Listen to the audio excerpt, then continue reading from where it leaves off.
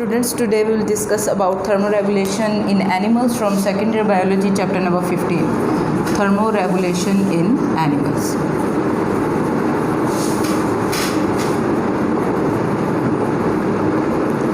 If we talk about thermoregulation in animals, तो हमारे पास जानवरों के अंदर जो टेम्परेचर होता है वो मुख्तलिफ़ चीज़ों पे डिपेंड करता होता है, जो मतलब उसके एनवायरनमेंट और उसके दरमियान जो होता है हीट एक्सचेंज और डिफरेंट चीज़ों पे डिपेंड कर रहा होता है। सबसे पहले प्रोडक्शन ऑफ मेटाबॉलिक हीट,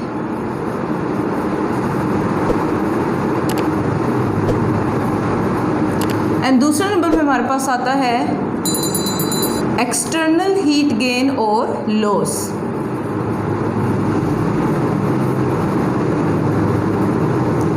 हमारे पास जो एक्सटर्नल एनवायरनमेंट होता है उसके अंदर जाहिर है टेम्परेचर बढ़ता है, कम होता है, सो उसके अकॉर्डिंग किस तरह बॉडी के अंदर चेंजेस आते हैं एनिमल्स की। सो एक्सटर्नल हीट गेन और लॉस क्या होता है उनके अंदर। सो यहाँ पे ये डिफरेंट वेज में exchange of heat between animal और एनवायरनमेंट किया जाता है, वो डिफरेंट तरीक़ों से हो सकती है।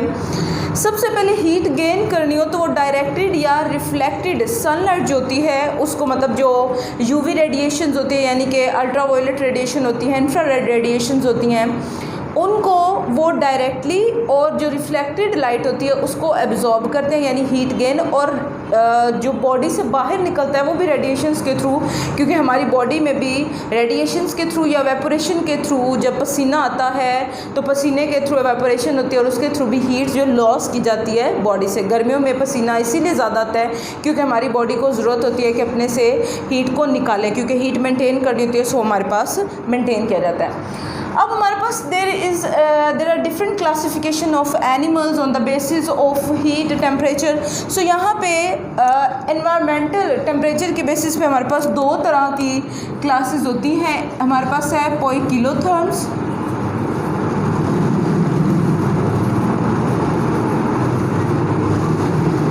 And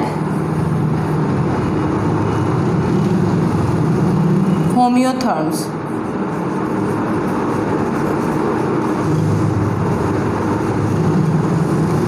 If we talk about poikilotherms, they are also known as cold-blooded animals, and homeotherms are also known as warm-blooded animals.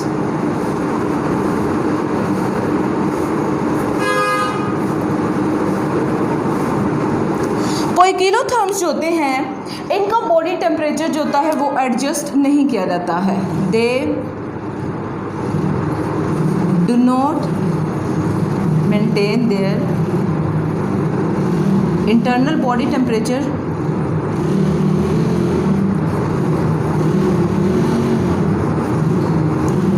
इनका जो बॉडी टेम्परेचर होता है मोर और लेस एनवायरमेंटल टेम्परेचर के साथ फ्लक्चुएट करता रहता है।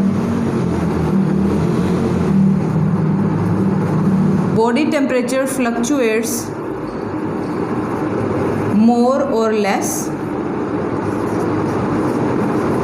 with environmental temperature. Environmental temperature के साथ इनका जो बॉडी टेम्परेचर होता है वो भी फ्लक्चुएट करता है, उसके अंदर भी चेंजेस आते हैं। होम्योथर्म्स इसके बिल्कुल उलट है। दे मेंटेन देयर बॉडी टेम्परेचर, ये अपना बॉडी टेम्परेचर मेंटेन करते हैं। दूसरा, इनका जो इंटरनल बॉडी टेम्परेचर होता है it does not fluctuate with the external temperature. मतलब एक्सटर्नल टेम्परेचर चेंज होता है तो ऐसा नहीं होता कि इसका भी साथ साथ चेंजेस होते रहे, ये अपने आप को मेंटेन रख सकता है। हमारे पास पोइकिलोथर्म्स की एग्जांपल में हमारे पास एग्जांपल आती है जी एम्फीबियंस की, रेप्टाइल्स की एटसेट्रा, आपके पास ये डिफरेंट एग्जांपल्स आती हैं, एंड फिशेस की भी इसी के अंदर एग्जांपल आती है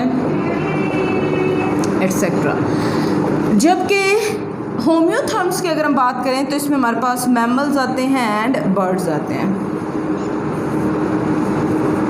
लेकिन इस जो आपके पास ये वाली क्लासिफिकेशन है इसमें कुछ डिफ़िकल्टीज़ हैं, जिसमें सबसे पहले आपके बुक के अंदर जो मेंशन किया वो ये किया हुआ है कि भाई जो फिशेस होती हैं जो डीप सी में रहती होती हैं, जो डेप्थ में रहती होती है, वो अपना बॉडी टेम्परेचर रेगुलेट करती है ड्यू टू इट्स सराउंडिंग।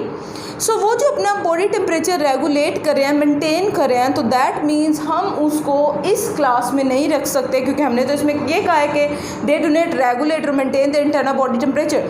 सो हम उनको इसके अंदर नहीं रख सकते, जबकि हमने फिशेस को इस क्लास के अंदर रखा है।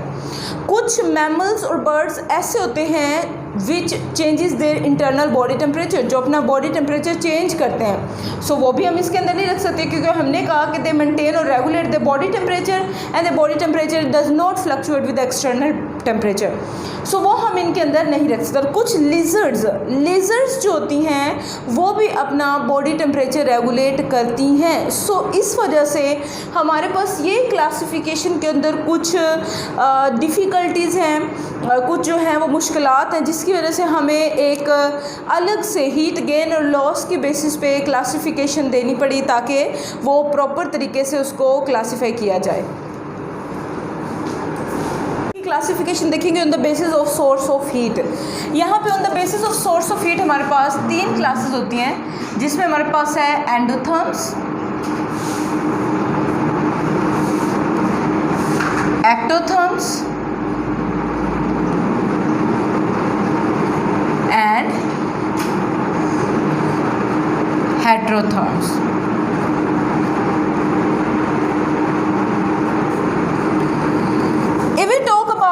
एंडोथर्म्स, तो एंडोथर्म्स हमारे पास ऐसे एनिमल्स होते हैं विच regulate their body temperature,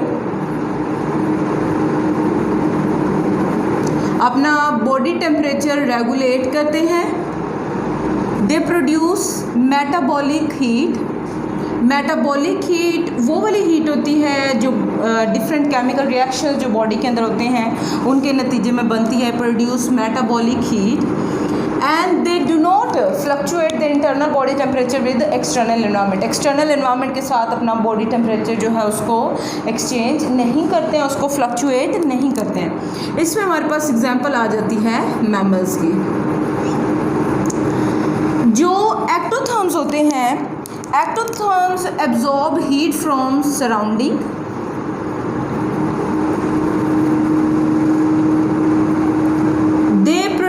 Metabolic heat at low level, produce metabolic heat at low level।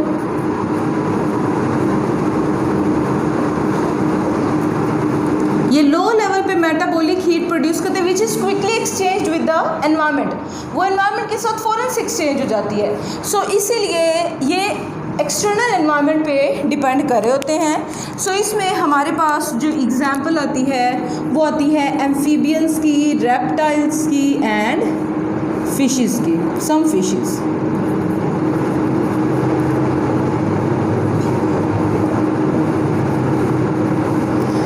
Then हमारे पास लास्ट जो इसकी क्लास आती है that is heterotherms. Heterotherms they produce very little metabolic heat, बहुत ही कम varying degree of endothermic heat produce करते हैं, बहुत ही कम एंडोथर्मिक हीट प्रोड्यूस करते हैं, लेकिन they can not regulate their internal body temperature. They can not regulate there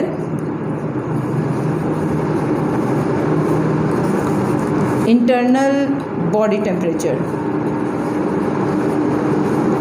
They produce varying degree of metabolic, they are capable of varying degree of endothermic heat production, but they cannot regulate their internal body temperature। so इसमें हमारे पास जो example आती है वो आती है humming bird की and bats की, हमिंग बर्ड एंड बैट्स। सो ये हमारे पास क्लासिफिकेशन है। अब हम देखते हैं कि हमारे पास कौन कौन सी एनिमल्स के अंदर अडेप्टेशंस होती हैं, मतलब जो थर्मो रेगुलेशन के अंदर डिफरेंट अडेप्टेशंस हैं। सो उसके लिए हमारे पास जो अडेप्टेशन में सबसे पहले आती हैं स्ट्रक्चरल अडेप्टेशंस।